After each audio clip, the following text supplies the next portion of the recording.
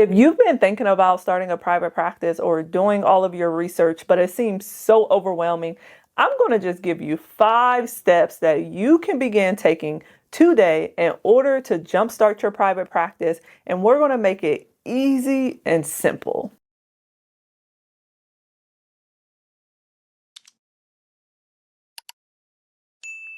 Hi, welcome back to my channel. My name is Shan. I am a licensed mental health therapist, private practice owner, and digital creator. If you are new here, come on in. Thank you for tuning in to today's video. We have all different types of videos over here on this channel. We talk about growing our career in the mental health field, ways to create additional and passive streams of income, how to build a private practice.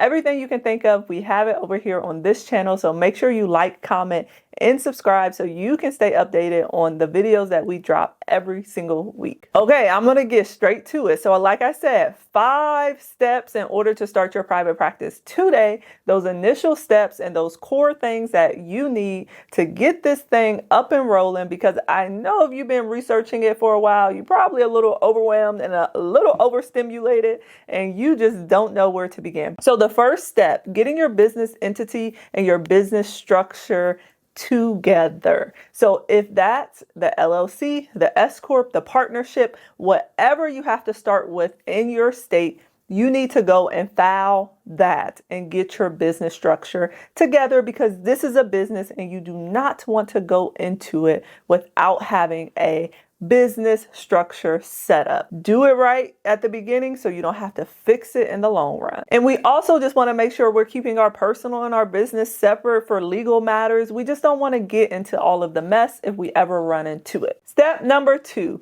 get your numbers in order, as I like to say. So those numbers is getting your NPI, your EIN, and your CAQH if you are accepting insurance. So your NPI number, as a mental health professional or as a therapist, you should already have this. You can double check it. If you're working for an organization, they more than likely have an NPI, or they have applied for an NPI on your behalf.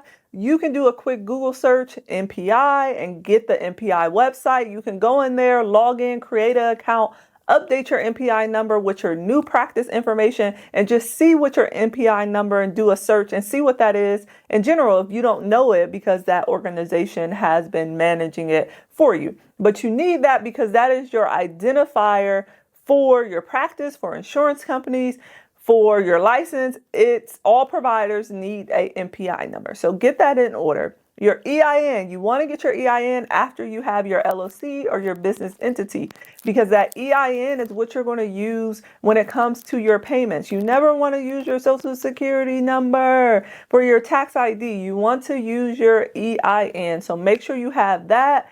So that can be attached to your payouts, can be attached to your EHR, can be attached to insurance companies, all of those good things. And then the CAQH profile. So your CAQH it's like a national registry for people who want to credential with insurance companies. A lot of insurance providers ask, what is your CAQH number? On the CAQH, you'll update your licensure, you'll update your liability insurance, you'll update your address. It's a big portal for everything that belongs to you, and it shows insurance companies who you are, and they get fed updates to it every time you go in and you change something. And you have to go in and recertify that CAQH profile every 90 days to keep your information accurate and up to date. And like I mentioned, that's specifically for if you plan on paneling with insurance companies. Therapists and mental health professionals, if you're seeing clients every day and you're still Googling and going on Pinterest to find client worksheets, I have the perfect tool for you. For just 33 cents a day, you can get access to over 40 plus mental health workbooks. That's over 2,000 mental health worksheets, plus 1 new workbook every single week.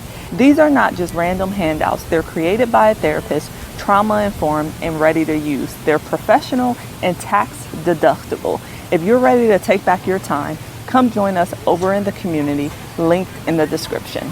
Step 3, secure your liability insurance. This may even be step 2. You can just do them both at the same time. Secure your liability insurance in order to practice you must have liability insurance. You cannot practice at all if you don't have liability insurance. Your workplace has liability insurance on you if you are practicing as a therapist within that position, because as we know, if anything happens, we want to be protected. As a provider, as a healthcare provider, you must have liability insurance. Each states have their own different limits. It's easy to figure that out. Just do a Google search. And when you go to sign up for liability insurance, they will also let you know what your limits are. And you want to make sure you get those limits and you are protected. If you have a practice, a brick and mortar, you want to add protection onto that as well. And that will all be covered through your liability insurance. So make sure you do your research and you get some liability insurance to protect you in the long run. Normally with liability insurance, you pay a one-time fee every year. Some companies may do monthly, but you pay that one-time fee, you're good for the year. And then once that comes up, you renew it again and update any information that you may need to update. Step 4, set up your systems. Now it's time to get your EHR. It's time to throw that NPI in there, that tax ID. It's time to put all of your information inside of your portal that you're going to use to secure your client's information. This EHR, you are going to be able to do telehealth. You're going to be able to bill insurance companies. You're going to be able to bill your clients. You're going to be able to keep your notes, your assessments.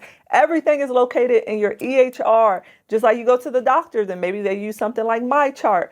This will be, you probably won't be doing like a MyChart because you know that's for huge companies, but something like Simple Practice, that will be your EHR. That is where you will keep all your clients' information safe and secure and HIPAA compliant. If you're interested in getting 50% off your first couple months with Simple Practice, I will drop my affiliate link below just for you to have, because anything that we can get for free when we're first starting off or can get for half off, why not do it and why not jump on it? So I'll leave that down in the description below so you guys can take advantage of that. I use Simple Practice. I really like Simple Practice. There's a bunch of other platforms out there. So just make sure you do your research when it comes to getting an EHR and building your system. Step 5, visibility, getting clients. Obviously, this is the important part, but getting clients using things such as social media, using Google Business. I got a lot of clients that just said, oh, I just Googled therapists near me and your company popped up.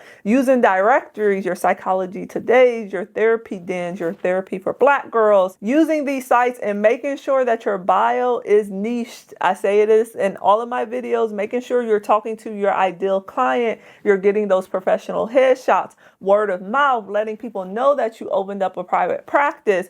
You will get probably a flood of people if when you first open up, you post it on social media and you just let people around you know. Obviously, no, you can't see people that you know, but they may know people who may need therapy and they will send them your way. So getting that visibility and begin working on your marketing. So those are the 5 steps you can start with today in order to open up your private practice.